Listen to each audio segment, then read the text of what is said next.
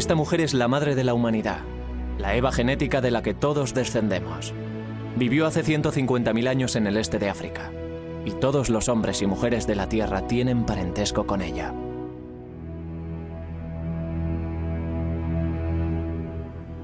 Sus hijas y sus nietas sacarían a los humanos modernos de África para que poblaran el resto del mundo. El viaje más increíble e importante que realizaría la humanidad.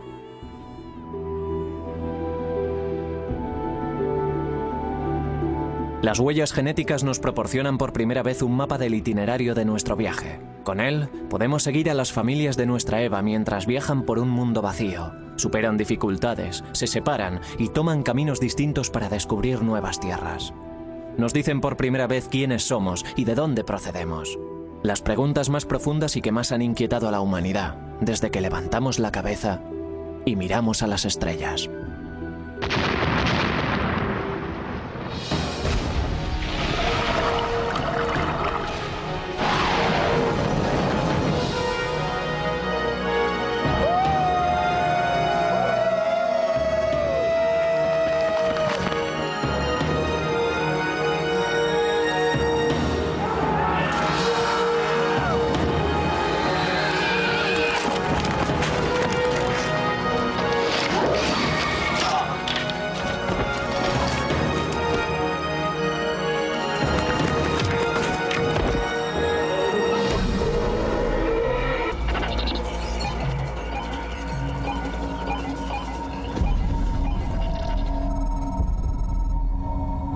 Esta nueva ciencia ha abierto brecha. Todos podemos ahora seguir nuestro rastro a través de esta increíble historia. Les hemos tomado muestras a estas personas de Chicago. Nuestras pruebas genéticas les mostrarán cómo viajaron sus antepasados por el mundo para llegar a este destino.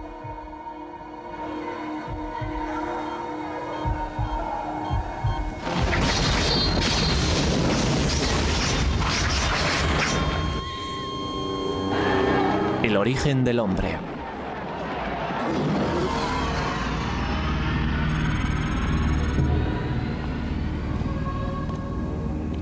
Hace 150.000 años el mundo estaba sumido en una era glaciar.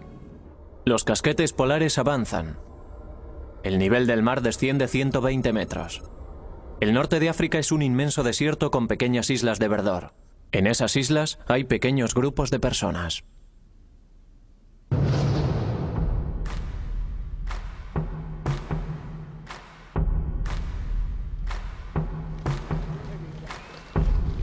Son los primeros humanos modernos, reconociblemente parecidos a nosotros en físico, intelecto y habilidades. Somos las mismas personas que ellos fueron. El cerebro que empezó a trabajar las primeras herramientas de piedra también nos llevó al espacio.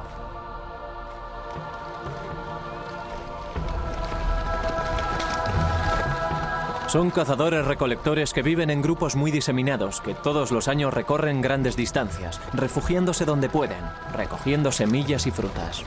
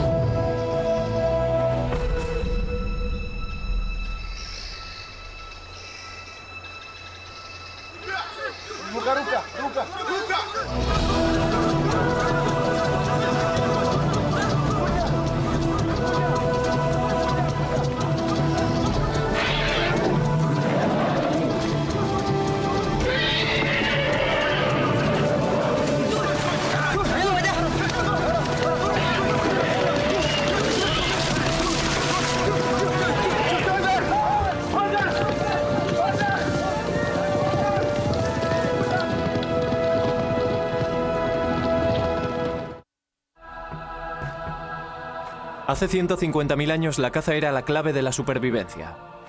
Eso explica muchas cosas sobre el modo en el que evolucionó la raza humana. Para la caza hacen falta unas ideas y una planificación esmeradas. Hacía falta una cooperación que exigía mayor inteligencia y una mayor capacidad para la comunicación. Los alimentos se compartían en el campamento, con lo que se lograba una unidad incluso mayor en el grupo. Nuestros antepasados llevaron una vida compleja y sofisticada, culturalmente distinta a la nuestra, pero con una capacidad total para el pensamiento abstracto y las necesidades familiares. Las huellas genéticas están empezando a revelar más secretos de lo que jamás creímos posible. En solo 7000 generaciones los humanos modernos salieron de África y penetraron en todos los rincones del mundo. Y a través del ininterrumpido hilo genético que nos une a nuestro pasado, podemos comenzar a comprender por qué sucedió.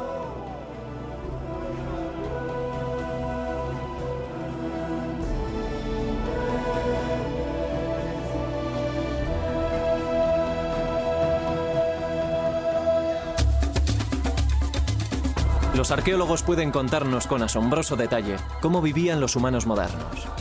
Diseñaban las herramientas con esmero, comprendían las estaciones y sabían cuándo volvería la caza. Almacenaban materias primas para utilizarlas posteriormente y trataban con todos los grupos que había a cientos de kilómetros de distancia. Entendían claramente el concepto de pasado y futuro y enterraban a sus muertos.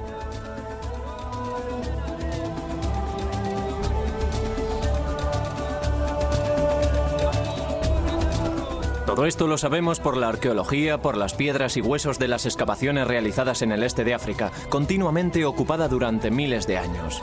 Pero para comprender quiénes somos y de dónde procedemos, tenemos que observar nuestra herencia genética.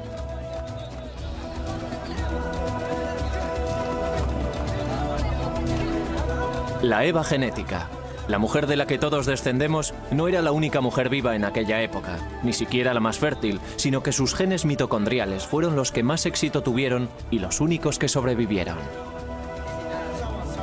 Todos los seres humanos vivos en la actualidad podemos seguir el rastro de un linaje común ancestral hasta esta mujer a través de una parte singular de nuestro ADN, el ADN mitocondrial. El ADN, el ferroprusiato de la vida, es nuestro código molecular propio y nos define de un modo inmanente a todos y cada uno de nosotros. Las mitocondrias son diminutas estructuras que se encuentran en el interior de casi todas las células humanas. Son distintas al ADN cromosómico normal, que dicta nuestra estatura o el color de nuestros ojos. Los hombres las heredamos de nuestras madres, pero no se las podemos pasar a nuestros descendientes. En las mujeres pasan de madres a hijas a través de interminables generaciones, casi sin cambio alguno. Y así es como podemos seguir el rastro hasta nuestra Eva genética y sus hijas. Así que, escrito en su interior, está la historia de las mujeres del mundo y, por lo tanto, de la raza humana. La profesora Rebecca Kahn fue la científica pionera que descubrió esta importantísima pista. Empecé a trabajar en el ADN mitocondrial humano para poder obtener una perspectiva objetiva que me ayudara a comprender y a ayudar a otras personas a comprender el parentesco existente entre los seres humanos de todo el mundo. Con esta nueva ciencia podía lograrlo. En alguna parte del ADN mitocondrial ocurren siempre mutaciones inofensivas que dejan marcas diminutas de todos los cambios. Estas marcas son como códigos de barras y pueden leerse del mismo modo. Kahn y su equipo descubrieron que los cambios se suceden a un ritmo bastante constante. Descubrieron que los grupos con las marcas más antiguas eran los africanos que vivían en el interior de África y se preguntaron si podían ser los pueblos más antiguos del mundo. La verdad es que me emocioné mucho cuando empecé a descubrir pruebas porque en realidad resultaron ser lo contrario a lo que yo intuía. Tomé imágenes radiográficas de 20 europeos y de 20 afroamericanos. Y en todos los afroamericanos se observaban diferencias. En cambio, los europeos eran todos iguales. Pensé que había etiquetado mal algo o que había cometido algún drástico error. Así que seguimos repitiendo las cosas una y otra vez. Al conseguir más muestras de distintas zonas, me di cuenta de que sobre todo había una diferencia en la norma y de que todo este nuevo tipo de pruebas basadas en la mitocondria iba a cambiar nuestro modo de pensar en los humanos modernos. En 1987, Khan y sus colegas publicaron un trabajo que indicaba por primera vez que las marcas se remontaban a África, demostrando claramente que era el lugar de nacimiento de la raza humana.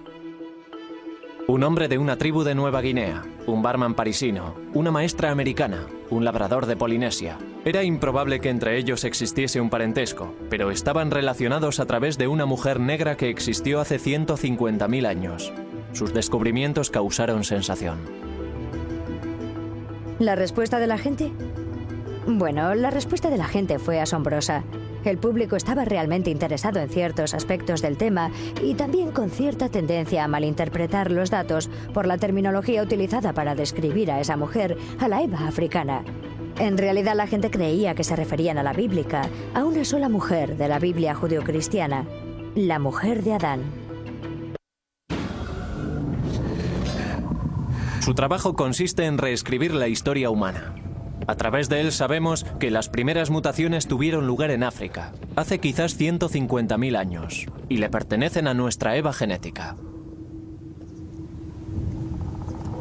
El profesor Christopher Stringer, un eminente paleoantropólogo británico, participó en la datación de los cráneos humanos modernos más antiguos.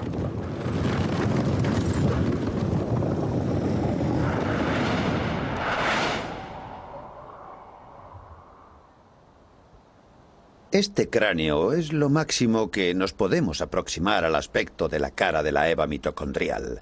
Es un cráneo muy completo, encontrado en los sedimentos de una cueva que tiene una datación de 120.000 años de antigüedad.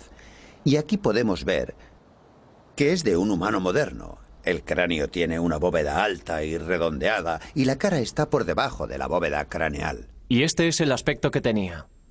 Utilizando técnicas forenses de reconstrucción, se le añadió músculo y carne al cráneo para que nos proporcionase el primer vistazo al aspecto que posiblemente tuviera nuestra madre genética hace 150.000 años. Esto es lo que más nos podemos acercar. Pero ¿de dónde procedía esta Eva mitocondrial? ¿Quiénes eran sus antepasados? Hace 3,5 millones de años surgió un primer linaje de homínidos que lentamente evolucionó hasta llegar a nosotros, los humanos modernos. Pero genéticamente no podemos retroceder más que hasta Eva. Todos los linajes genéticos ancestrales se extinguieron. Nuestro árbol genealógico moderno comienza con ella.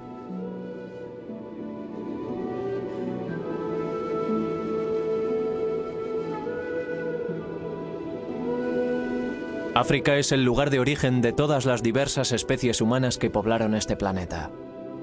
Este inmenso y aislado laboratorio natural moldeó a los humanos durante una infinidad de ciclos en los que se alternaban desierto y vegetación. Y son los registros climáticos los que nos dan la pista siguiente.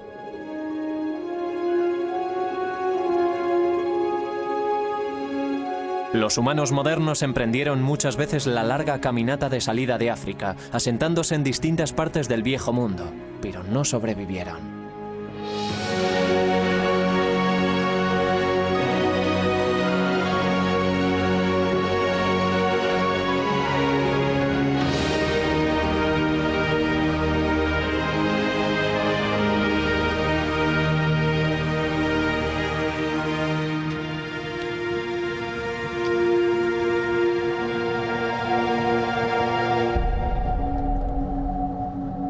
Creo que en realidad la gente se fue de África por motivos bastante naturales.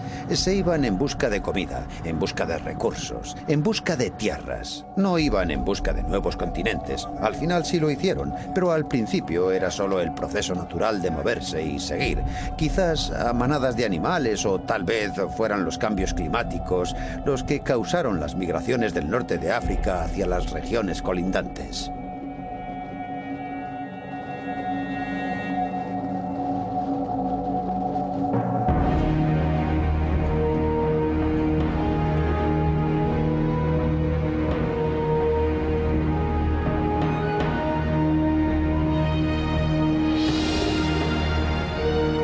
La lucha contra el ciclo de sequía e inundaciones fue la causa de que los cazadores-recolectores tuvieran que recorrer miles de kilómetros.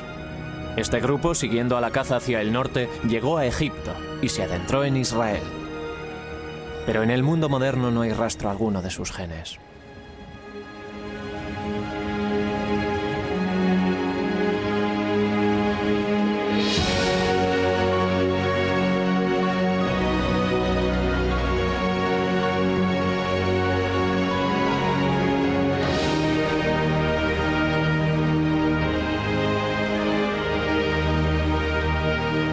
registros climáticos indican un breve pero devastador congelamiento global en el período en el que Oriente Próximo se convirtió en un inclemente desierto.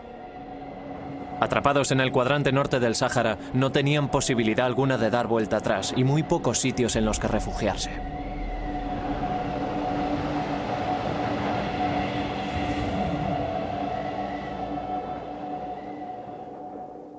No sobrevivieron ni ellos ni ninguno de su linaje. Fallecieron durante una intensa sequía hace unos 110.000 años. Sus huesos fueron descubiertos en las cuevas de Kafse, próximas a Nazaret, en Galilea, en 1933. 13 frágiles esqueletos. Uno de una mujer con un diminuto bebé a sus pies. Cuando se desenterraron estos huesos eran el esqueleto humano moderno y completo más antiguo de cuantos se habían encontrado. Los numerosos esqueletos que han sido encontrados en cuevas de Israel en las excavaciones de Kafse y Skul demuestran que ya había humanos fuera de África hace más de 100.000 años. Es posible que aquellos humanos modernos hubieran salido por el corredor del Nilo, a través del Sinaí, adentrándose en Oriente Próximo, pero parece que no pasaron de allí. Tardarían 40.000 años en volver a intentarlo. Hace 80.000 años el mundo volvía a enfriarse. Una vez más avanzaban los casquetes polares secando las tierras. La vida se hizo mucho más difícil. A la vez que se secaba África, también lo hacía el agua potable. Los registros oceánicos nos muestran que el nivel del mar descendió drásticamente cuando el agua del mundo quedó atrapada en forma de hielo. Al dirigirse la caza hacia el norte, nuestros cazadores-recolectores se vieron obligados a convertirse en pescadores.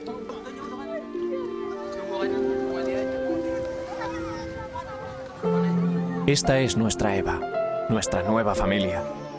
Descendientes directos de las hijas de la Eva genética original de hace 150.000 años. Ahora viven en la costa, sobreviven con lo que cosechan del mar. Los guerreros han vuelto sin comida y tienen que enfrentarse a los ancianos.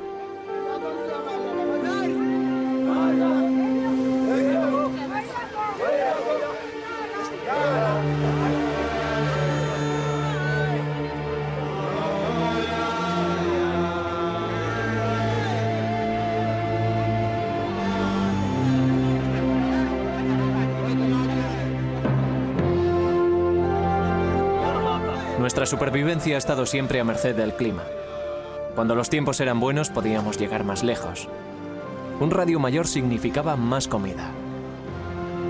Pero la edad del hielo congeló el mundo y los desiertos se echaron encima, obligando a nuestros grupos a quedarse en territorios más pequeños, amontonados contra la costa. Su dieta consistía en pescado, vieiras, ostras y almejas, pero el Mar Rojo se hizo mucho más salado, resultando así mucho más difíciles la pesca y el marisqueo.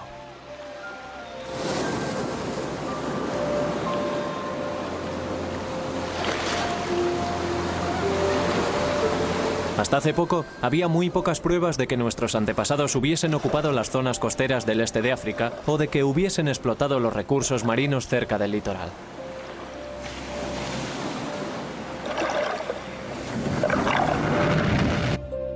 Este es Sifi Bergey, un geólogo.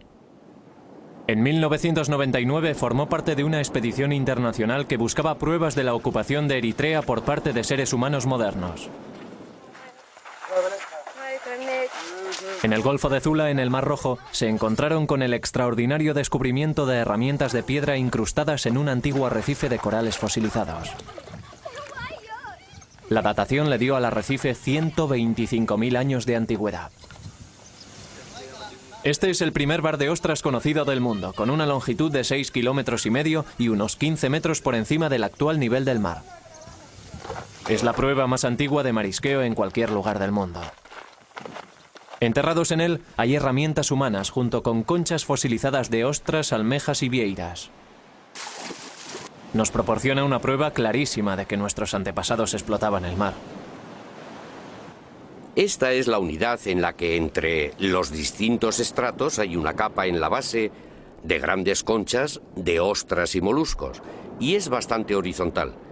Y esta es la plataforma sobre la que el hombre moderno caminaba y tiraba sus herramientas de piedra y algunas de las conchas de los moluscos que comían. Esta es un hacha de mano con un borde afilado y algunas de las conchas que cayeron de esta capa estratificada. Y utilizaban el hacha para romper las conchas y comer los moluscos. Y luego, una vez habían terminado, tiraban el hacha y las conchas y se dirigían al lugar siguiente. Pero esto no es lo más importante, ya que no se puede datar, sino lo que uno encuentra in situ, que es lo que le convierte en algo de tanta importancia. Si pueden ver esto, se trata de una herramienta obsidiana. La utilizaban para romper algunas de las ostras que ven aquí incrustadas. No se ve totalmente cerrada porque la golpearon y se comieron lo que había en su interior. Y estas son algunas de las importantes herramientas de piedra que fueron descubiertas. Este es el lugar, el primer lugar del mundo en el que se ha documentado la explotación de los recursos marinos.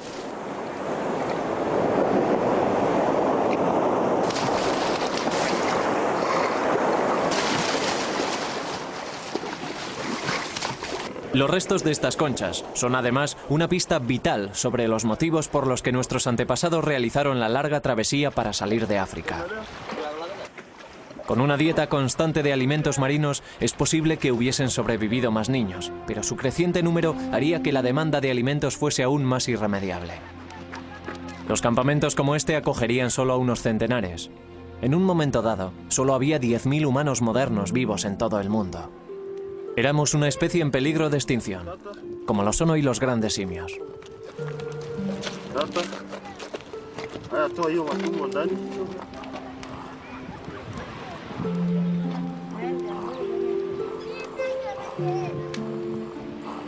Cuando la pesca y el marisqueo no bastaron ya para alimentarlos, no tuvieron otra alternativa. Para sobrevivir tenían que irse a otro lugar. Al otro lado del Mar Rojo, las lluvias de la estación monzónica regaban las verdes y seductoras colinas de Yemen.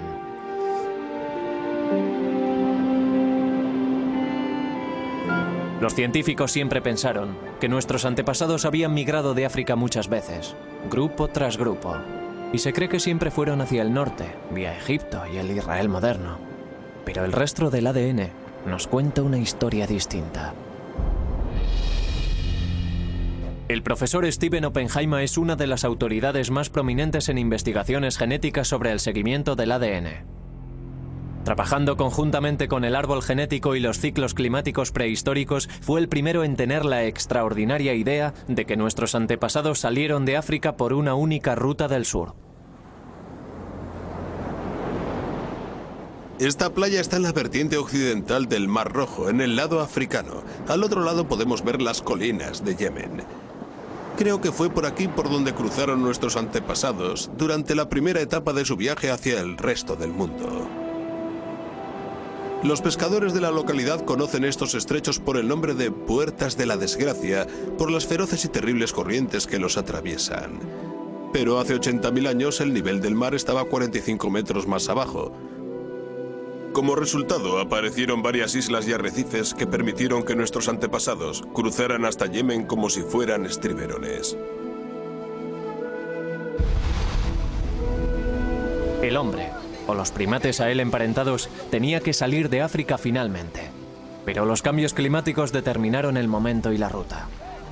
Azuzados por el hambre, por un hábitat esquilmado y tal vez por los primeros atisbos de la inquieta curiosidad humana por las tierras de enfrente, nuestro preciado grupo de humanos modernos se dispuso a viajar.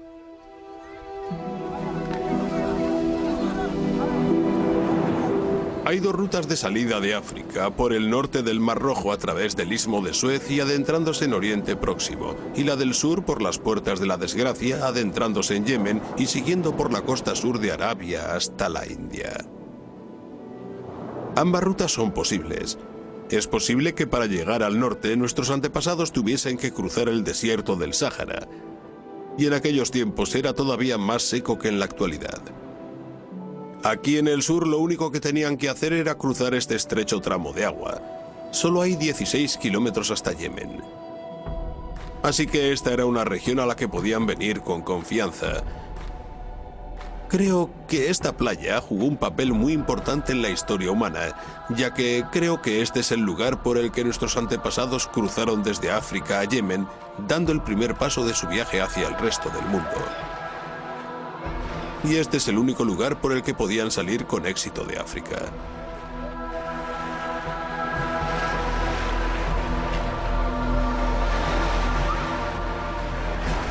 Creo que el viaje más importante jamás realizado por la raza humana comenzó aquí, en esta playa, hace 80.000 años.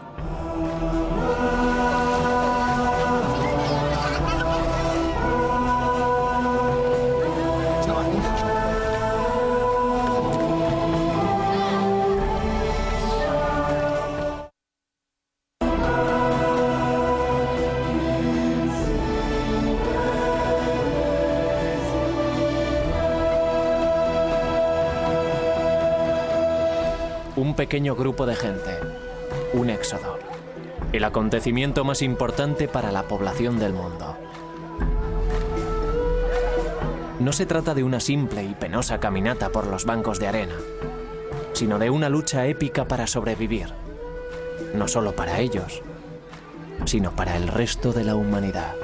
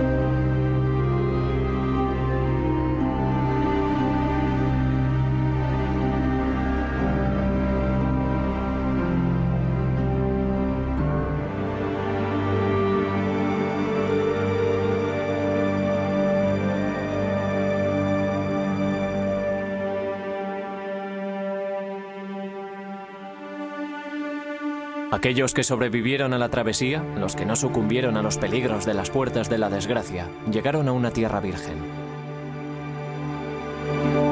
Esta es la nueva frontera situada al principio del resto del mundo.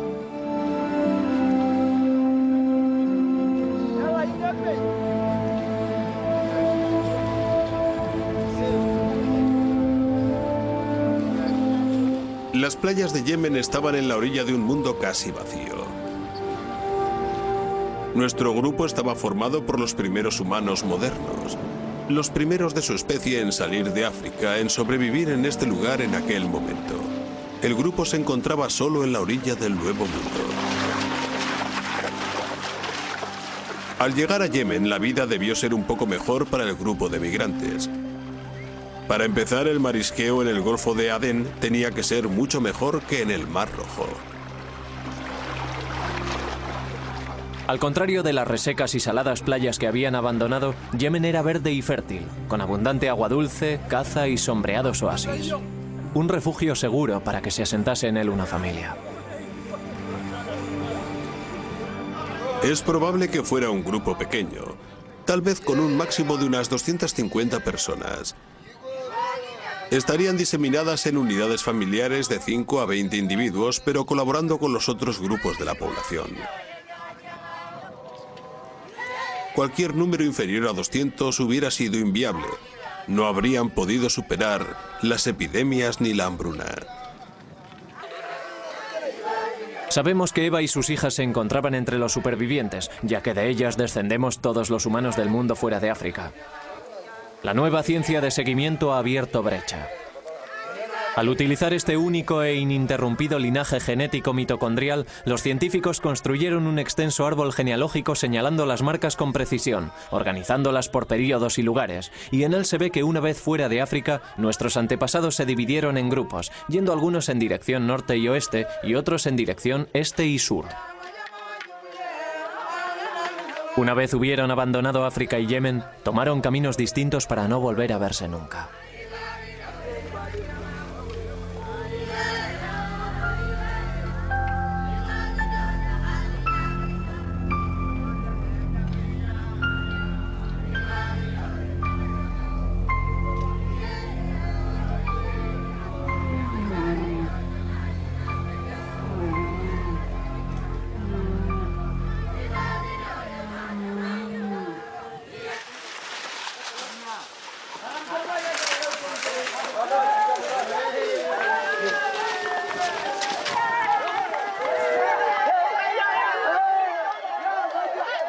Cuando el grupo llegó aquí, traería una variedad de linajes africanos. En un grupo de 250 personas, al menos había unos 5 o 6 linajes distintos. Pero si esa población se hubiese quedado aislada, al cabo de 1000 años, los linajes se habrían reducido más y más. El número total de la población habría permanecido inalterable. Es como una aldea galesa, una aldea en la montaña o una aldea italiana en las que tras varias generaciones todo el mundo tiene el mismo apellido. Este proceso de reducción de linajes se llama desviación y tiene lugar en todas las comunidades pequeñas y aisladas. Cuanto menor y más aislado sea el grupo, antes se reducirá a uno el linaje de ADN mitocondrial. No a una persona, ni siquiera a un grupo, sino a un linaje de ADN mitocondrial. Algunas mujeres no tienen hijas, algunas hijas no sobreviven, y así al final solo queda un linaje. Totalmente aislados, solo pueden procrear dentro del grupo. El mapa genético indica que harían falta 1000 años para que el linaje mitocondrial quedara reducido a uno.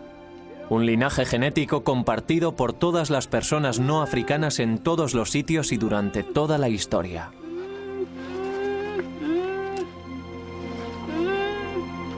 Un único linaje que convence a Stephen Oppenheimer que está en lo cierto sobre nuestra ascendencia africana.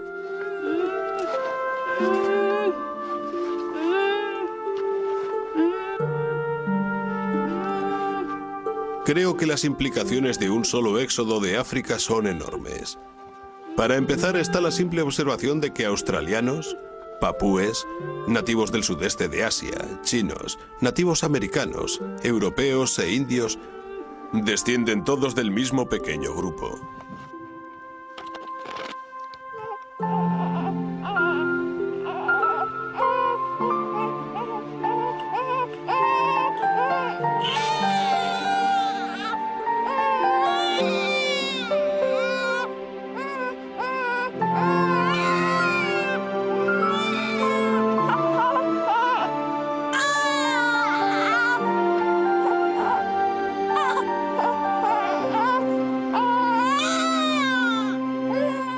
Eso significa que este pequeño grupo se diversificó enormemente durante los 80.000 últimos años, creando poblaciones totalmente diferentes físicamente en distintas partes del mundo y que se adaptaron física y culturalmente a los nuevos entornos que encontraron y exploraron.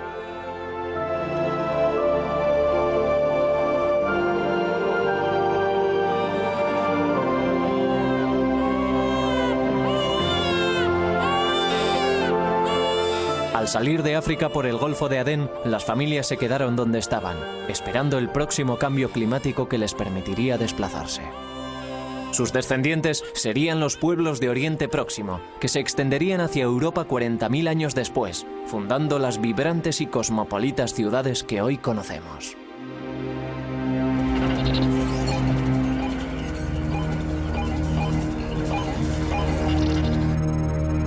Otros siguieron adelante, más allá del Golfo, avanzando hacia el este, mariscando a lo largo de la costa del Océano Índico, buscando lugares cálidos y apacibles en los que detenerse. 6000 años después de haber alcanzado las playas de Yemen, nuestros ancestros habrían llegado comiendo hasta Malasia.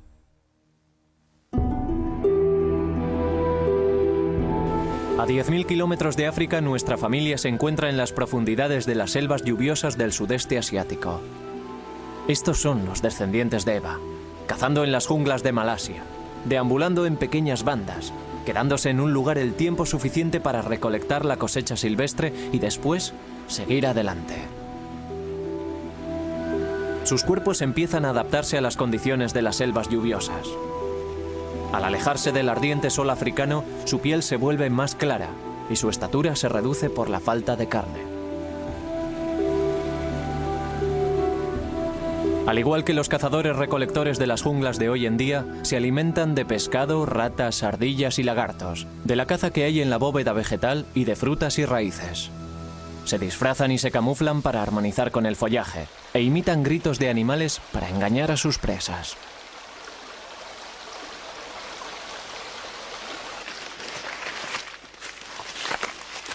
Comparten su vida en la selva con serpientes venenosas, cobras, pitones y animales depredadores. Entre su salida de África y su llegada a Australia, hay pocas pruebas arqueológicas claras de la presencia de humanos modernos y de su asombrosa migración. Ni cráneos, ni esqueletos, ni tumbas. El nivel del mar era más bajo, así que lo que nuestra familia hubiese dejado tras de sí durante su viaje por el litoral ha sido reclamado por este. El rastro genético es lo único que tenemos. Y solo al llegar a Malasia aparecen nuevas pruebas para llenar los espacios vacíos.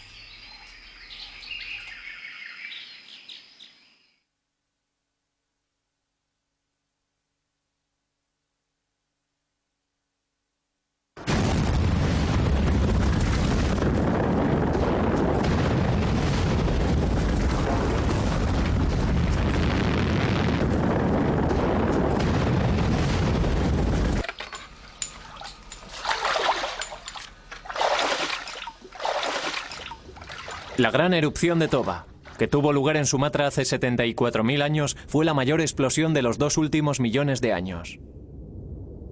La nube turbia alcanzó una altura de 40 kilómetros y sumió una buena parte del mundo en 6 años de invierno volcánico.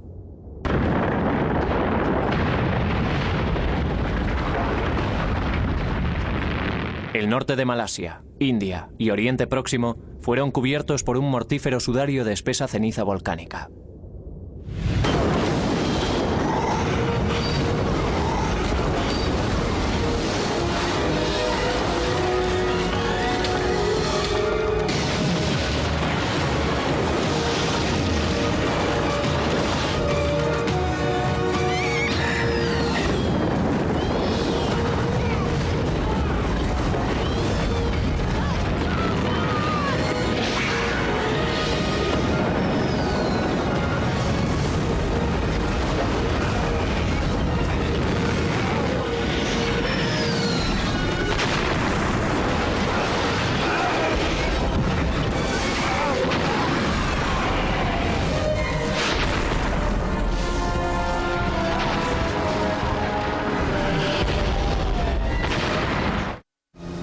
La gran explosión de Toba, la más destructiva de los 2 últimos millones de años, nos proporciona pruebas positivas del viaje de nuestra familia. Este es el pueblo Semang, tímidos cazadores-recolectores de las junglas del interior de la península de los lagos. De un color mucho más oscuro que los demás pueblos de Malasia que los rodean, forman parte del grupo Orang Asli. Stephen Oppenheimer cree que pueden ser el remanente que ha sobrevivido de la familia que salió de África y pasó por aquí hace 74.000 años. Si nuestros antepasados pasaron por aquí durante su recorrido desde África a Australia y a Nueva Guinea, es probable que dejaran un rastro genético. Y sabemos por estudios anteriores que el Orang Asli, como grupo de tribus de la península de Malaya o Malasia, se encuentra entre los pueblos más antiguos de esta región. Y es probable que el pueblo Semang sea el más antiguo de todos. Stephen Oppenheimer ha venido a esta remota aldea Semang para recoger muestras de ADN, con la esperanza de que ellas confirmen su teoría. Nama Farida. Si mi teoría es correcta sobre que salieron de África hace 80.000 años, habrían tenido que recorrer 10.000 kilómetros para llegar aquí en 6.000 años para poder estar en el momento de la gran explosión de Toba. Lo que significa 1.600 metros al año, algo muy factible para su tipo de vida nómada avanzando a lo largo de la costa. Para determinar si pertenecían a aquel grupo que salió de África o no, tenemos que examinar su linaje genético, y el ADN mitocondrial en particular nos dirá si descienden directamente de las dos hijas de Eva que tuvieron su origen justo al salir de África o no. Si tienen sus propios y únicos linajes, nos indicará que han estado aislados desde entonces, hace 70 u 80.000 años, y que han evolucionado completamente solos. O si, por otra parte, descubrimos que sus linajes descienden de pueblos posteriores, como el australiano o el papú.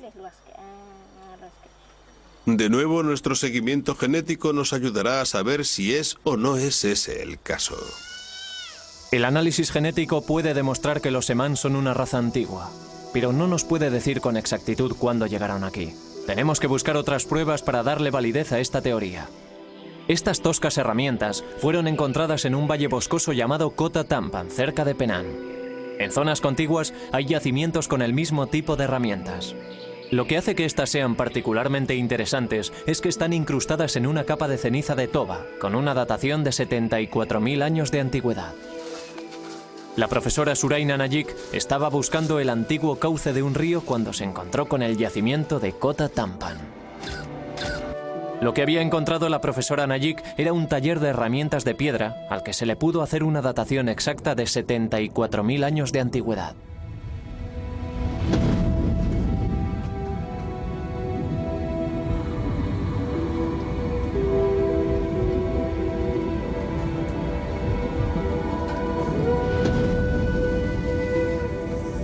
La ceniza cubría la superficie de trabajo. Tenía una datación de 74.000 años de antigüedad.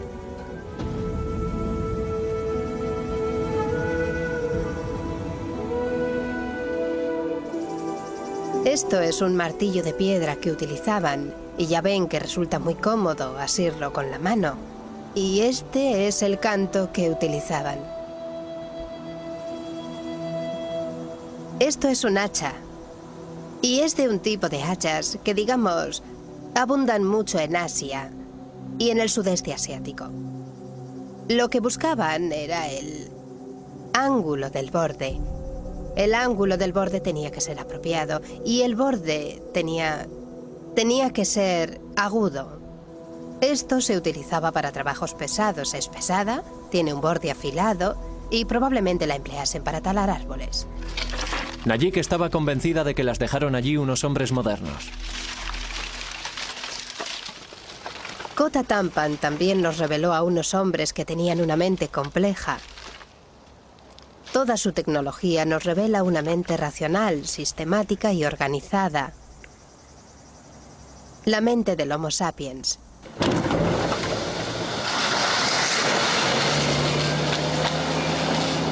Las herramientas de Kota Tampan son cruciales para la datación de la presencia del hombre moderno en el sudeste asiático. Son la primera prueba tangible que tenemos de todo el viaje desde África a Australia. Combinándola con los análisis genéticos de Stephen Oppenheimer, pueden ser una prueba real de nuestra antigua migración.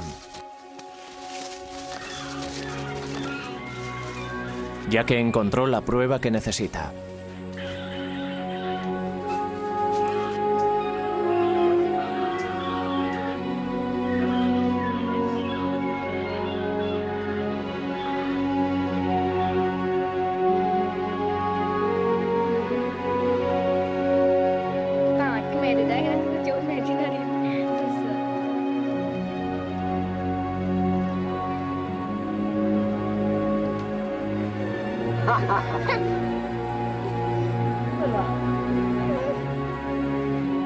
Por primera vez, la arqueología y la genética nos dan la misma respuesta en este punto crucial de nuestro viaje. Ahora podemos estar seguros de que nuestros ancestros pasaron por aquí hace 74.000 años. Los resultados son muy emocionantes. Los Oran-Hasley, el grupo Semang de aquí, tienen un único linaje genético propio que sugiere que pudieron estar en aquel primer viaje por las playas hace 75.000 años. Tienen un único linaje propio que proviene de las dos primeras hijas de Eva fuera de África. Y lo hemos seguido hasta aquí, y no lo comparten con ningún otro pueblo del sudeste asiático. En aquella época el nivel del mar estaba 48 metros más abajo. La mayor parte de las islas del sudeste asiático estaban unidas en la singular masa de tierra del continente Sunda. Los supervivientes del invierno volcánico de Toba llevarían nuestro viaje genético a su gran etapa siguiente, el desconocido continente de Australia.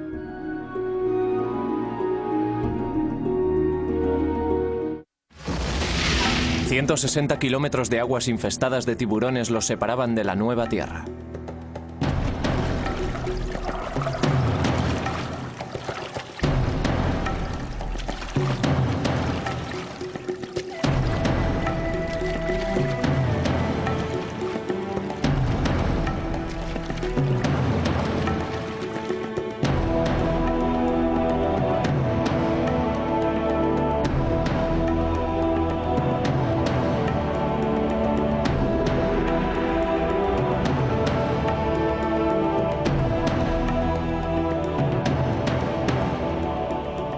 Este es el segundo gran éxodo de la migración de la humanidad por el mundo. Pero esta vez no estaban las verdes colinas de Yemen para proporcionarles la comodidad de una llegada segura.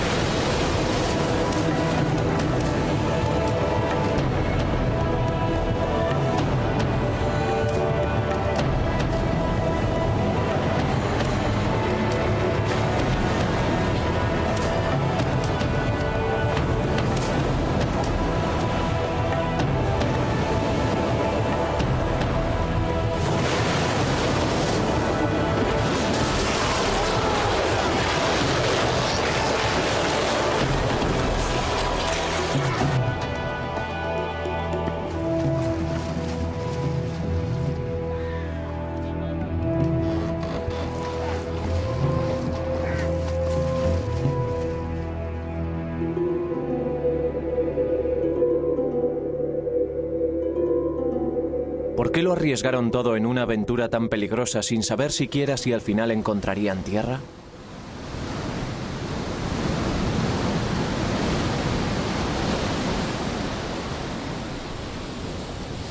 Algunos científicos creen que el viento los llevó a la deriva y llegaron accidentalmente a la costa desconocida. Pero nuevas pistas aportadas por las pruebas genéticas dicen que no. Demuestran que los aborígenes australianos tienen varios linajes genéticos únicos que los emparentan directamente con las primeras hijas de la Eva que salieron de África. Tantos linajes portados por tantas mujeres, y llegando en un espacio de tiempo tan breve, sugieren una intención deliberada y no una llegada accidental en balsa. El primer grupo llegó hace 70.000 años. Lo siguieron más grupos durante los 5.000 años siguientes. Todos ellos descendientes de la Eva que salió de África. Estas fueron las primeras personas que caminaron por este vasto y vacío continente. Nadie los molestaría durante miles de años.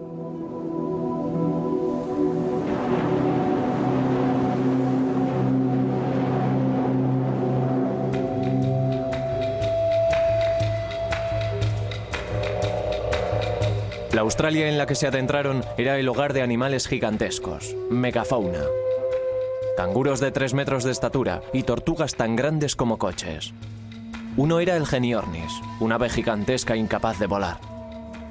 Las pinturas rupestres de las cuevas de este mundo desaparecido tienen una datación de 61.000 años de antigüedad. Pero de repente, 10.000 años después, aquel fantástico animal y toda la megafauna se habían extinguido. No hubo alteraciones climáticas, no hay grandes yacimientos de matanzas que nos indique un exceso de caza. Pero los humanos cambiamos el mundo en cualquier lugar en el que nos encontremos. La repentina extinción es una prueba de su presencia.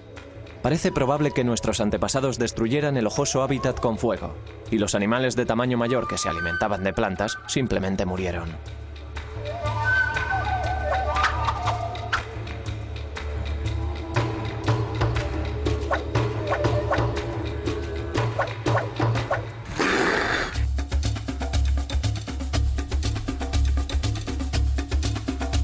Pero no todo el mundo acepta la teoría de una única salida de África. Este lecho seco de un lago es uno de los lugares en los que la teoría puede venirse abajo, a pesar de la coincidencia arqueológica y genética en Malasia durante nuestro seguimiento. Este cráneo del hombre de Mungo III es la pieza clave del rompecabezas.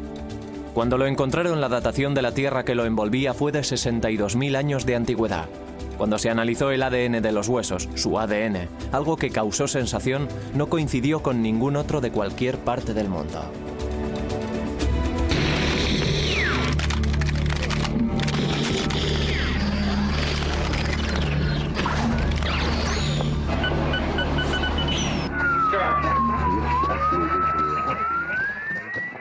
Para aquellos que no creen en la teoría de la salida de África, esto parece probar que los humanos modernos evolucionaron en épocas diferentes en distintas partes del mundo, hasta llegar a ser las personas que hoy somos.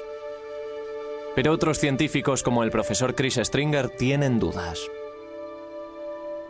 La extracción del ADN es muy problemática, sobre todo en un esqueleto de 60.000 años de antigüedad. En primer lugar, es posible que el ADN recogido sea contaminación. No estamos seguros de ello, pero aunque se trate de un ADN genuino, otros análisis han demostrado que puede haber derivado de un ancestro africano, igual que todos nosotros. Así que, en mi opinión, las pruebas de Mungo, de los huesos y el ADN siguen apoyando el reciente origen africano de nuestra especie. Los aborígenes australianos son un pueblo antiguo, pero ya no se parecen a sus antepasados que llegaron hace tantos miles de años.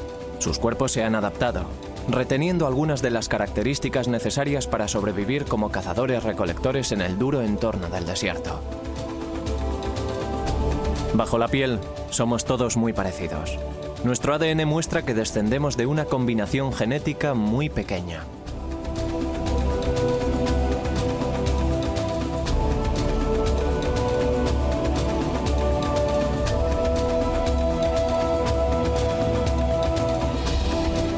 Si observamos el ADN de todos, australianos, africanos, europeos, descubrimos que al comparar el ADN mitocondrial de todos nosotros, aparecen menos variaciones, aunque hay series que se han diseminado por todo el mundo, aparecen menos variaciones en nuestro ADN mitocondrial de las que encontraríamos dentro de un pequeño grupo de chimpancés, orangutanes o gorilas.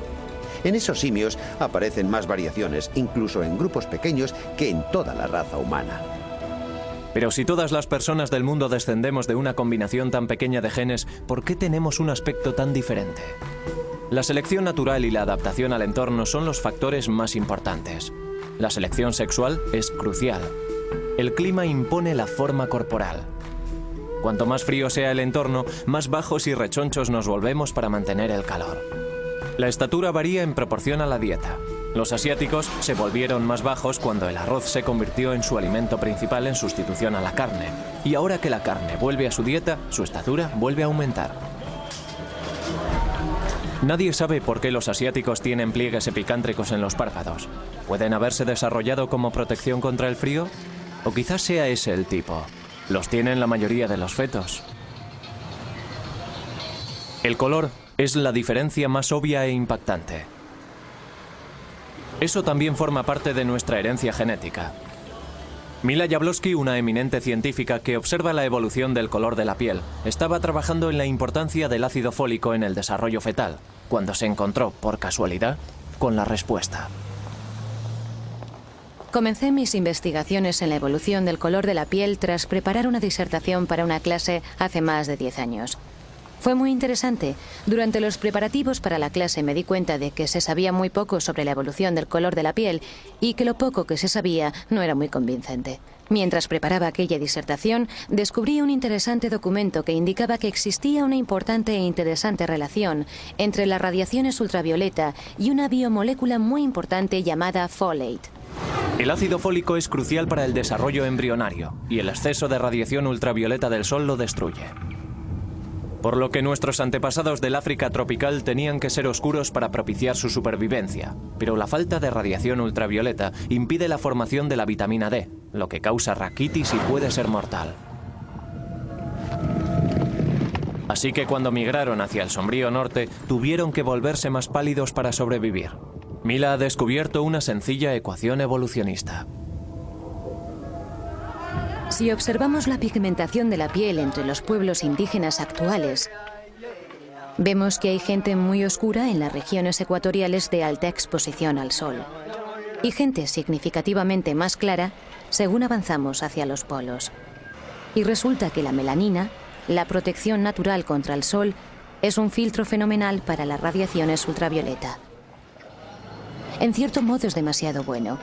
Y para que podamos fabricar suficiente vitamina D en la piel, tenemos que reducir la cantidad de melanina existente en ella.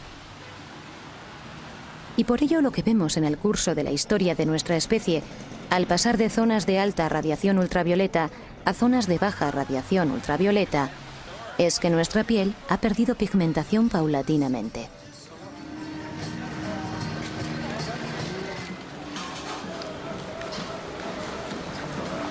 Según sus cálculos, hacen falta 20.000 años para pasar del negro al blanco. Lo único que marca el color de las personas son unas minúsculas diferencias genéticas establecidas hace mucho tiempo. En 50.000 años, la raza humana se ha extendido por la mayor parte del mundo oriental, desde África a la India, a Asia y cruzando el mar hasta Australia. Durante la mayor parte de ese tiempo, el mundo estuvo inmerso en una feroz edad de hielo. Grandes mantos de hielo cubrieron una buena parte del hemisferio superior, secando los mares y agrandando los desiertos. Pero el clima estaba empezando a cambiar y podían emprenderse nuevos viajes.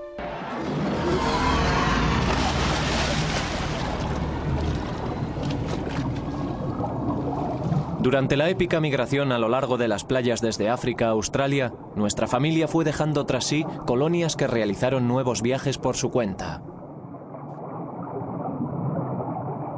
Un grupo se abrió camino a través de Asia, adentrándose en China y rebasando sus confines. Otro se dirigió al norte desde la India, llegando hasta las vastas estepas asiáticas tras dejar atrás el Himalaya. Y otro se quedó aquí, en el Golfo Arábigo. Los grandes lagos de agua dulce permitieron a nuestras familias procedentes de África colonizar estas bolsas de abundante vegetación rodeadas por el desierto.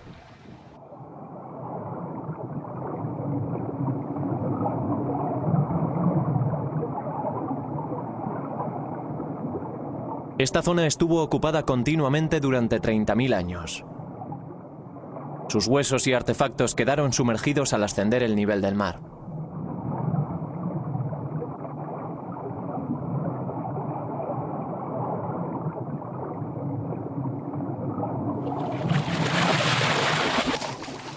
Hace unos 50.000 años y por primera vez, los linajes genéticos comenzaron a extenderse hacia el norte adentrándose en Europa. Pero el período ha sido siempre un enigma. Si los humanos modernos pudieron llegar a Australia hace 70.000 años, ¿por qué no llegaron a Europa hasta hace 50.000 años? Es un viaje mucho más corto. Steven Oppenheimer cree tener la respuesta.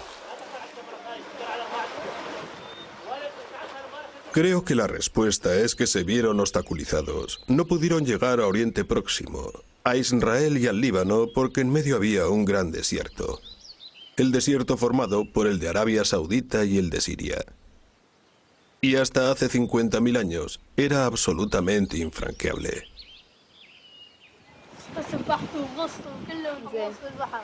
El clima era tan árido que la zona fértil, la ruta desde el Golfo hasta el Líbano, Israel y Europa, estaba cerrada. Después, hace 50.000 años, hubo una repentina mejoría del tiempo.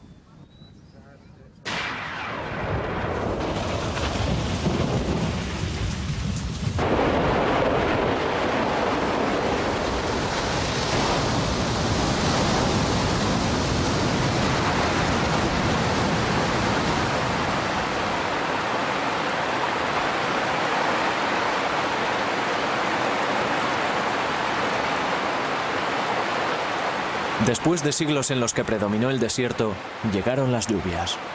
Las lluvias monzónicas arrecieron en Arabia y en la India, y la zona fértil fue en aumento. Los ríos se llenaron y la caza se encaminó al norte.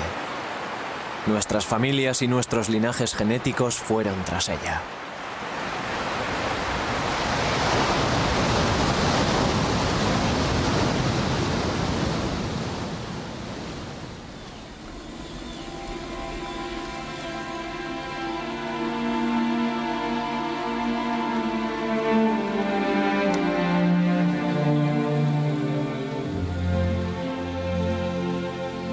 Desde el Golfo Pérsico emprendieron el camino a pie hacia el norte, por el interior de la zona fértil, siguiendo los ríos entre los montes Zagros y el desierto sirio.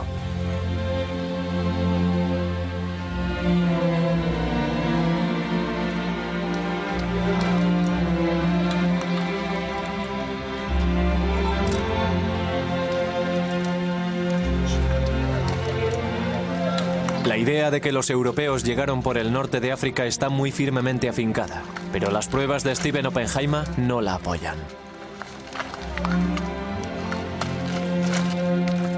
Las pruebas genéticas no apoyan eso en absoluto. No hay prueba alguna de que las primeras ramas, de hecho en la región europea, solo se encuentra una de las ramas principales que pueblan el mundo. Por supuesto, esto hace que se tambaleen algunas opiniones establecidas sobre el origen de los europeos y nos obliga a tener en cuenta el hecho de que los europeos pueden descender de aquella única familia que salió de África por la ruta del sur.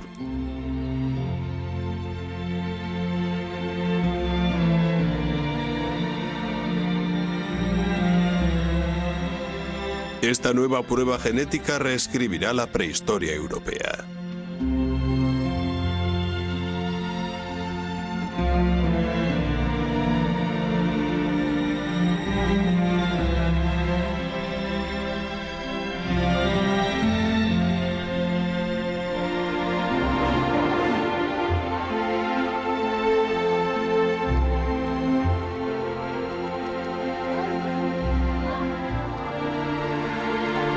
Estas familias fundaron las primeras colonias prósperas en Oriente Próximo, Siria e Irán.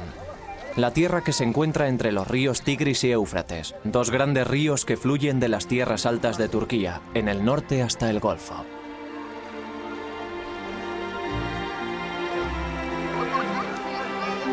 Aquí, aprenderían posteriormente a cultivar la tierra y a domesticar a los animales, convirtiéndose así en los primeros agricultores. Los ríos les proporcionaban agua para regar las cosechas. Había abundancia de peces y cañas para construir casas y embarcaciones. Las palmeras datileras proliferaban. Miles de siglos después, sus descendientes construirían las primeras estructuras de piedra que luego se convertirían en las ciudades de Mesopotamia, Uruk y Sumera en el sur, y las ciudades amuralladas de Babilonia y Jericó. Habíamos dado los primeros pasos hacia las grandes civilizaciones que desarrollarían la escritura, el arte de la guerra y fundarían los grandes imperios. Todo ello partiendo directamente del grupo genético que migró de África hace 80.000 años.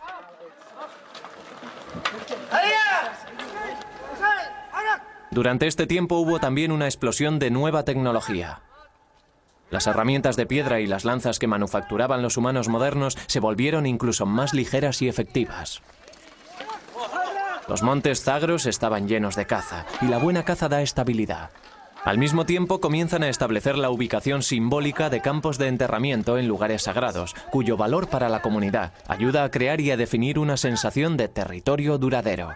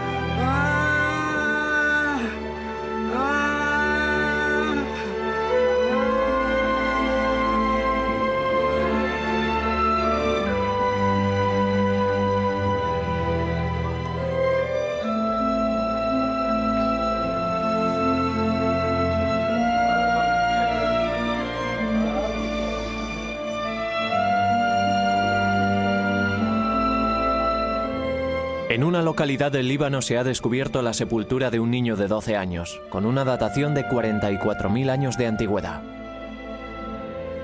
Tiene el cráneo fracturado. Su cadáver estaba apaciblemente cubierto en el refugio, debajo de la inmensa roca.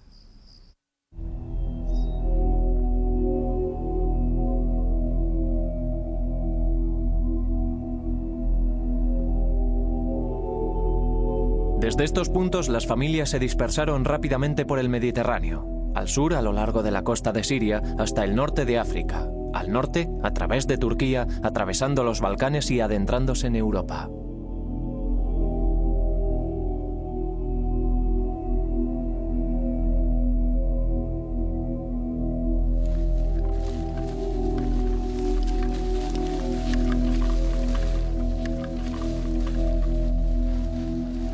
Esta es nuestra nueva familia.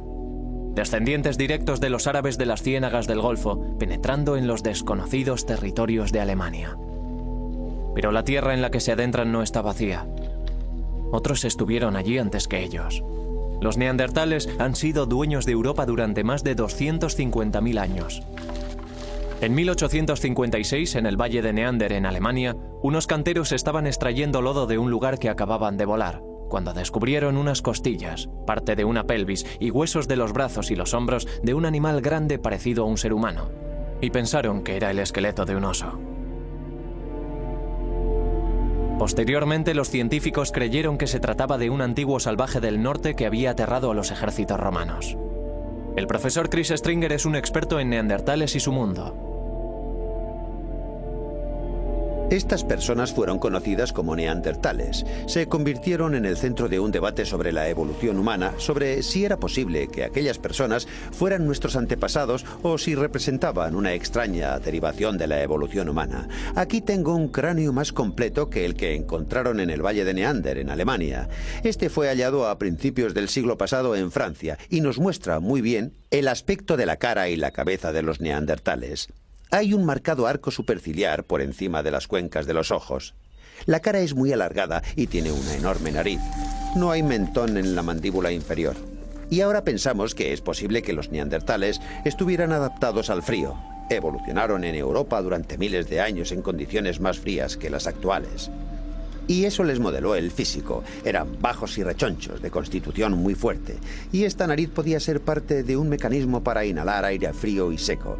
Los neandertales fueron frecuentemente considerados unos brutos de pocas luces, pero no lo eran. Eran totalmente humanos. Su cerebro era tan grande como el nuestro. Creo que los neandertales eran una especie distinta a la nuestra. Una especie muy próxima a la nuestra. Una especie hermana.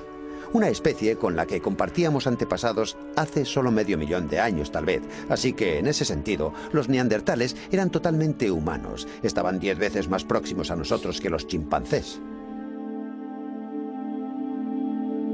Si se mezclaron con los humanos modernos, sus genes se han extinguido. No hay indicios de su presencia en nuestro mundo.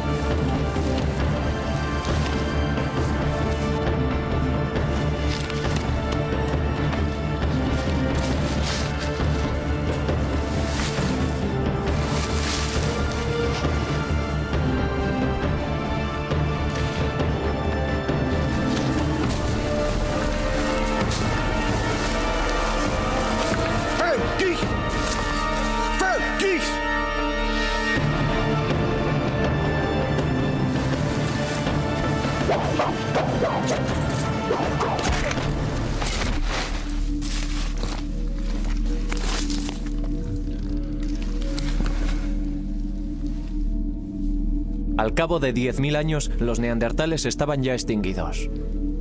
Los humanos modernos borraron todo rastro de sus rivales y ocuparon el espacio que dejaron. El motivo de su desaparición no está claro.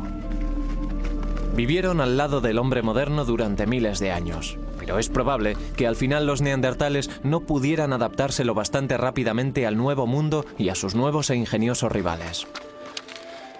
Los neandertales utilizaban el cuerpo para intervenir en la naturaleza. Los modernos humanos utilizaban el cerebro.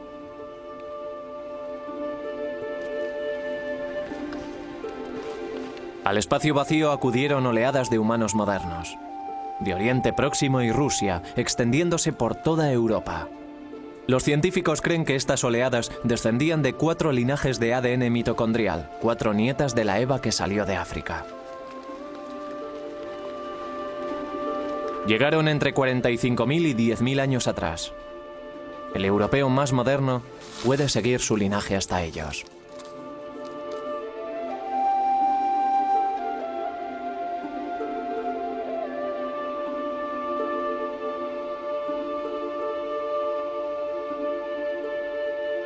La tecnología de los neandertales casi no había cambiado en más de 200.000 años.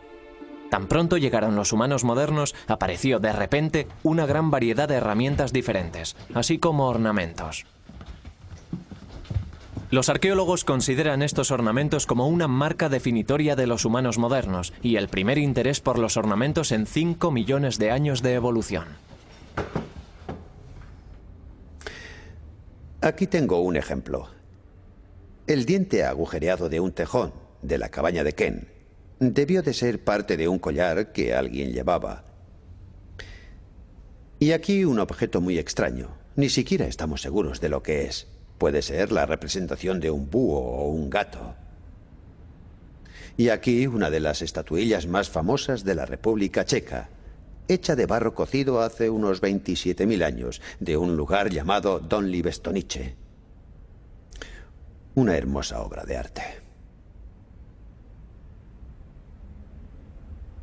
Muchos de estos objetos son puntiagudos en la base, como si hubiesen estado clavados en el suelo. Algunos están cubiertos de ocre y otros están pulidos por haber sido manoseados, quizás durante muchas generaciones. Eran objetos valiosos, muy bien guardados y evidentemente tenían un significado ritual y simbólico para aquella gente. Quizás un significado religioso. Y aquí una de las obras de arte más delicadas. Está tallada en marfil de mamut, un material muy difícil de trabajar. Procede de una excavación en una localidad francesa. Es una hermosa representación de lo que parece ser la cabeza de una mujer, con un peinado muy elaborado o quizá una toca. Se trata de una obra de arte hermosa y delicada.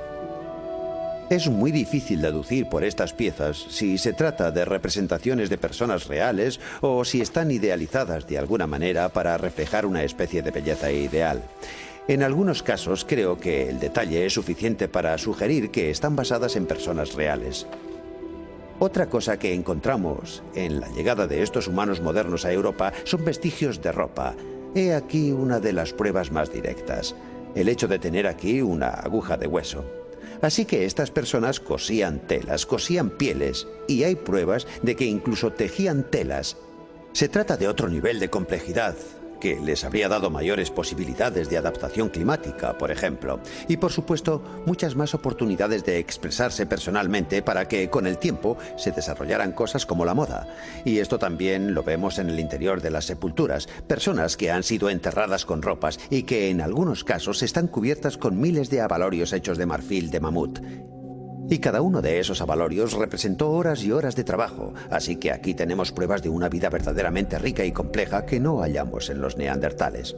Aquí tengo un mamut grabado en un trozo de colmillo de mamut, procedente de una localidad francesa, y tiene unos 15.000 años de antigüedad.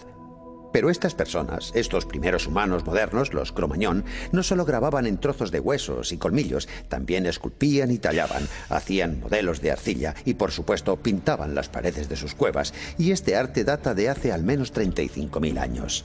Pintaron una gran variedad de cosas, a menudo los animales que cazaban, en algunos casos animales peligrosos, tales como leones o rinocerontes lanudos. En otros casos, ni siquiera podemos reconocer qué animales son los representados. Los animales parecen ser símbolos mágicos, seres imaginarios, y es posible que parte de este arte se utilizara en ceremonias y rituales de iniciación. Y es posible que una buena parte fuera creado en un estado de trance inducido por los chamanes por medio de su magia.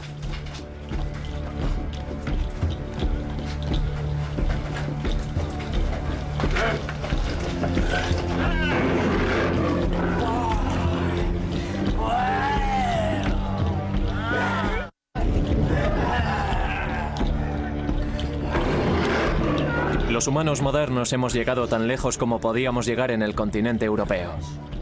Detrás hemos dejado unas claras huellas genéticas que se remontan al movimiento de la única salida de África hace 80.000 años.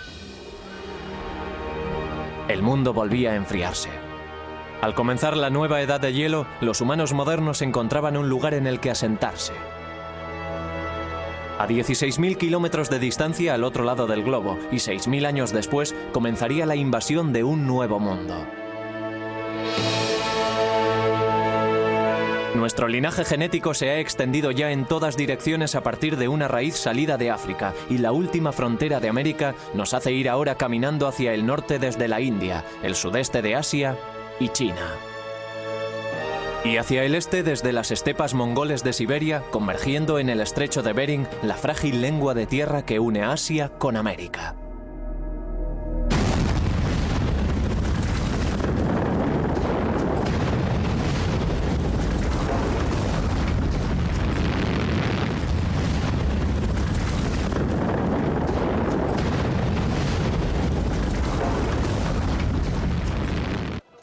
América es un rompecabezas prehistórico. Durante mucho tiempo los arqueólogos insistieron en que nadie había llegado a América hasta hace 15.000 años.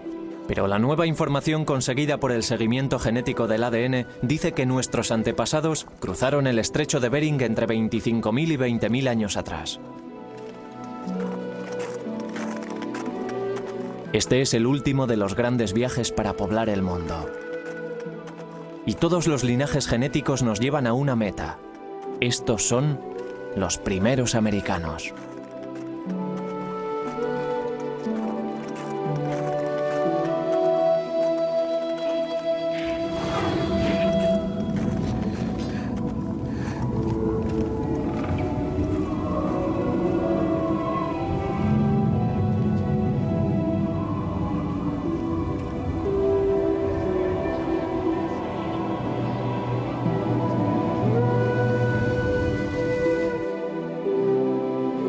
Hace 25.000 años el mundo se estaba adentrando en una de las peores edades de hielo que hemos tenido que resistir.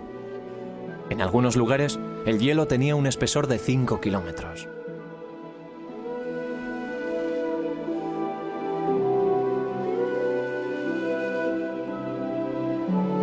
Pero si el hielo avanza, este es el último paso posible antes de que el hielo cierre el estrecho de Bering y la entrada a Alaska y el resto de Norteamérica. Tardaría otros 8.000 años en volver a abrirse. El motivo por el que sabemos que los primeros americanos llegaron hace unos 20.000 años es el hecho de que sabemos qué tipos de fundación trajeron consigo, qué tipos de fundación mitocondrial trajeron consigo de Asia. En Asia tenemos tipos similares a los tipos americanos y por lo tanto sabemos cuáles entraron en América en contraposición a aquellos derivados de la llegada a América.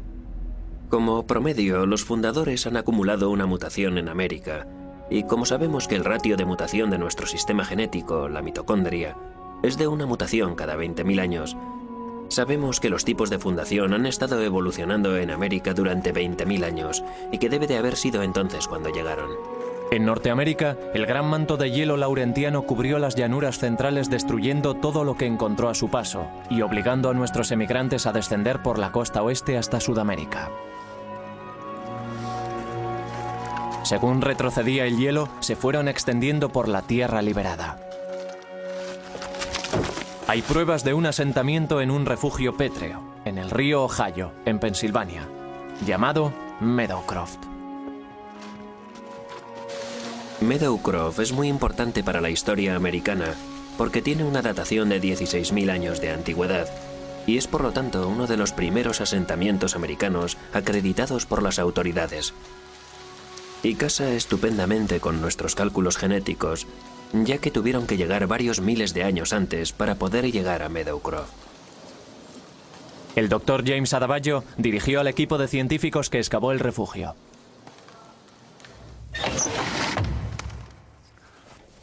Cuando lo encontramos, asumimos que no contendría ningún material cultural en absoluto.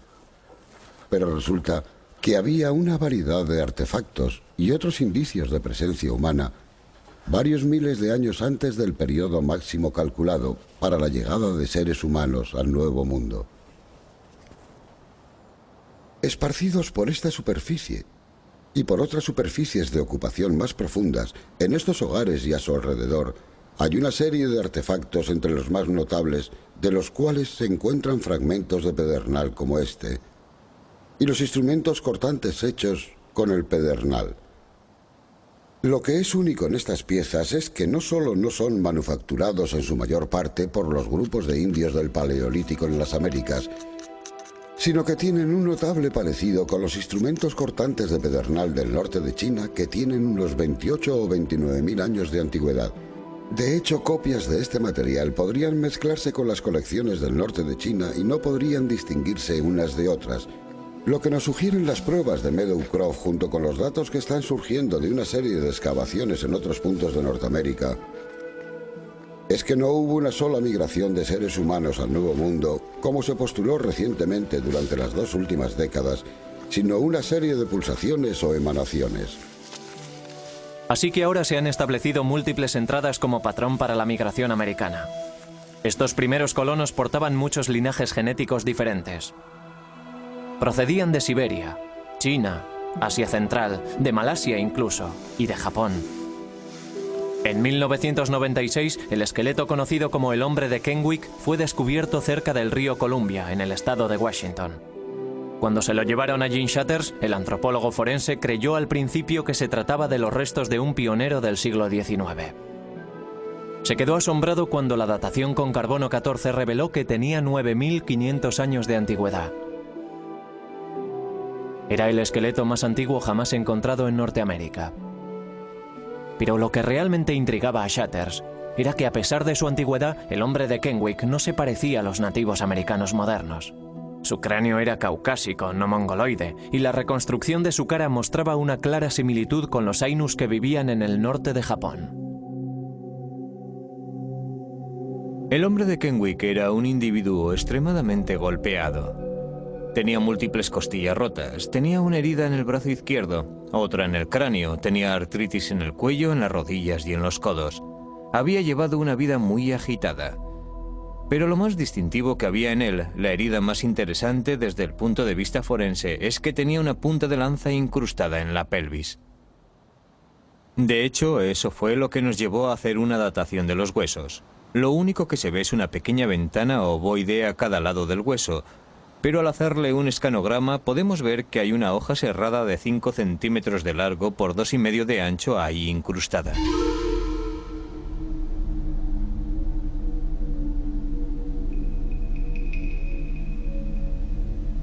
Lo interesante de esta punta de lanza es que es de un estilo que solo vemos tras la muerte de este hombre en el este de Washington.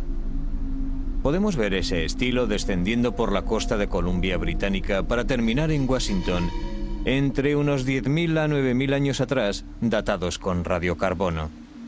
Las personas que traen esta punta de lanza, que son las que encontramos con este tipo de punta de lanza posteriormente a poca distancia en el tiempo, son muy similares a los indios americanos modernos.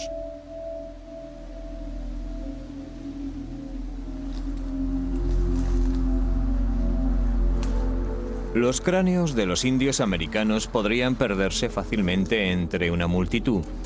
Así que lo que parece es que llega una nueva población con características del nordeste de Siberia y empieza a sustituir a los inmigrantes de la primera llegada. Lo que esto sugiere, en un sentido más amplio, es que hubo algún tipo de conflicto. ¿Se trataba de un conflicto personal? ¿Se había enfurecido alguien con él por algún tema sin importancia? ¿O se trataba de hecho de una disputa por el territorio entre poblaciones rivales que acaban de entrar en contacto? El hecho de que suceda en el momento de la llegada de las nuevas poblaciones, el hecho de que el hombre de Kenwick tenga un aspecto distinto a las poblaciones recién llegadas, no sugiere que se trata de una disputa por el territorio.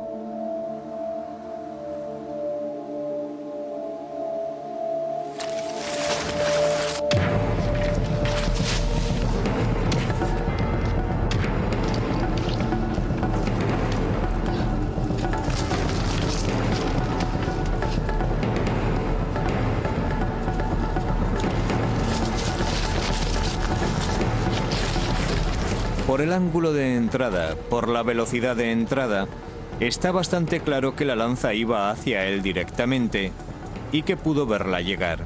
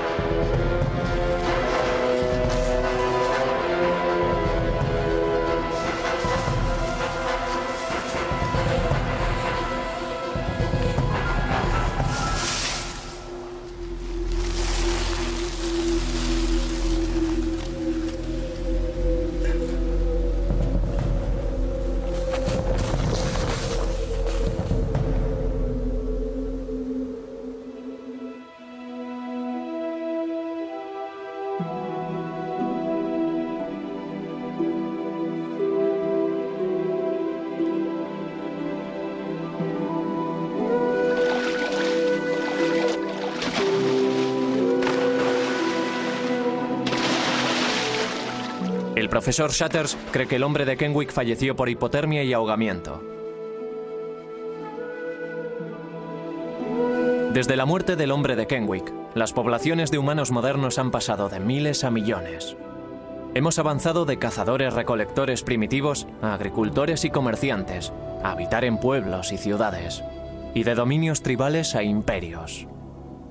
En 5000 generaciones hemos llegado al mundo moderno que hoy conocemos.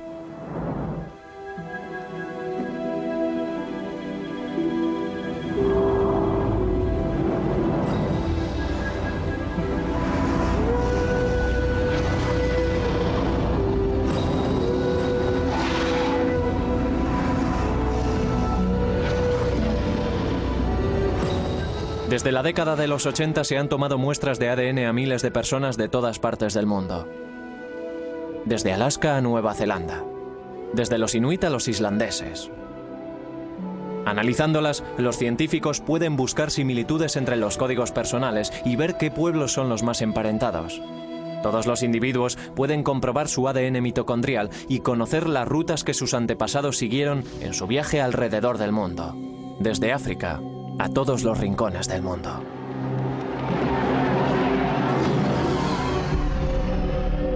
En Chicago tomamos muestras a 5 personas que están elaborando su árbol mitocondrial. Después de analizar sus muestras de ADN, los científicos descubrieron una extraordinaria conexión entre un griego y un nativo americano. Angela Takis es una griega que llegó de Europa a los Estados Unidos. Leonard Maliterri es un nativo americano, de pura raza Creek. Ambos descienden de la misma pequeña y rara rama de nuestro árbol familiar y comparten un antepasado común de hace 30.000 años, quizás del sur de Siberia. Cuando los humanos modernos poblaban el mundo vacío tras abandonar África, algunos fueron al norte, a la Rusia central. Allí nació una nueva hija que portaba una nueva marca, X. Sus hijos se separaron y algunos fueron al sur, a Europa, y otros al este desde Siberia y hacia América. Takis y Maliterri llegaron a América desde extremos opuestos de la Tierra y se conocen ahora, por primera vez, en Chicago. Es su primera reunión familiar en los 30.000 años de historia evolutiva. Me he quedado atónito. Me parece emocionante que todos descendamos del mismo linaje, ya que así es posible que la gente se olvide de darle tanto énfasis a las diferencias y que hablen de la gente común.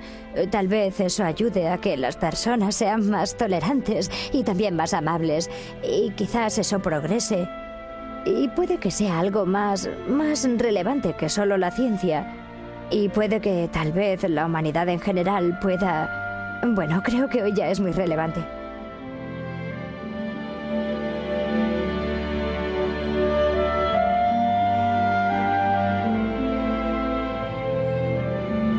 Hace 80.000 años, un pequeño grupo de humanos modernos se enfrentó a los terrores del Mar Rojo y abandonó África para siempre. Se llevaron consigo el futuro del mundo. 10.000 años después, habían penetrado en todos los rincones de este. El viaje más importante e increíble que hemos realizado jamás.